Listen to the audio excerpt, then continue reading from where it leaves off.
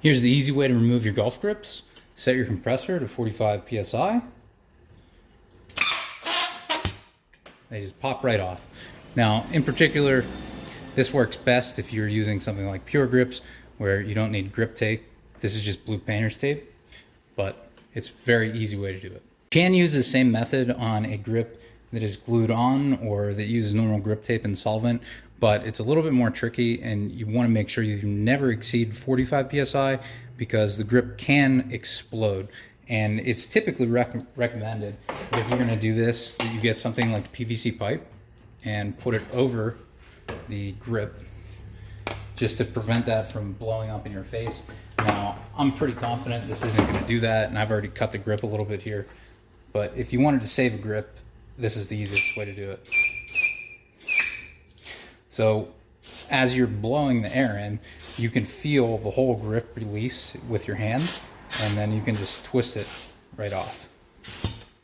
Now, conversely, if you want to put your grip on, you can actually do it the exact same way. 45 PSI in your compressor, and just slide it all the way down. And there you have it, you're good to go. And unless you're doing something like competitive long drive, and even if you are doing that, you really might not even need grip tape. The grips are the right size to fit right around that shaft, and they're rubber, they're gonna hold right onto there. So unless your grip's spinning, or if you have like a really weird grip, or if you have issues with it, you don't even need grip tape. Just use a compressor with 45 PSI and you're good to go. But what if you like to play with a wrap, like me? So I have my sand wedge here. I have 2 wraps of blue painter's tape here, and I've made sure to put it on evenly and smooth out the edges. I took the grip first and I pre-measured it so that right here is the end of the tape so that it doesn't stretch out the grip at all. I'm going to use this little nozzle. Now, you do need some type of little nozzle like this so that you can get inside the grip, and it's better if this has a lip on it right here, right there. And that lip lets me put this into the grip, and if you heard that little click, that little pop, that lets the grip, that lets this hang onto the bottom of the grip. So I can actually hold the grip and the compressor hose is hanging onto it. Now, you want to get the grip started around the lip here.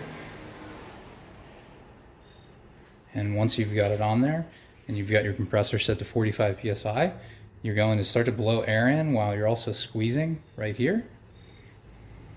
The grip will fill up with air, and then in one motion, you just want to push forward from the back of the grip.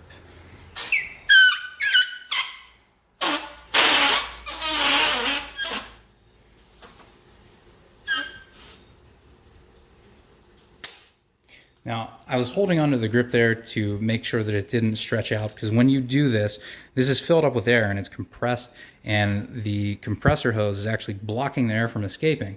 So if you don't hold on to this as you're sliding it forward, then the grip's just going to do this. So you don't want that to happen. You want it to be on all the way. So you go like this, and then I just like to hold on to mine while I'm putting a little bit of air in there. And then once I know that it's where I want it, which I did actually slightly stretch this out a little bit because I prefer it to be slightly thinner, but once I have it there, then you can go ahead and do this while you're holding the end and just make sure that the grip's not stretched out. And then you can also turn the grip so that the logo is wherever you want. And there I have the logo right where I want it, right in line with the head of the club. So thank you guys for watching this. If you enjoyed this video, please like, share, and subscribe.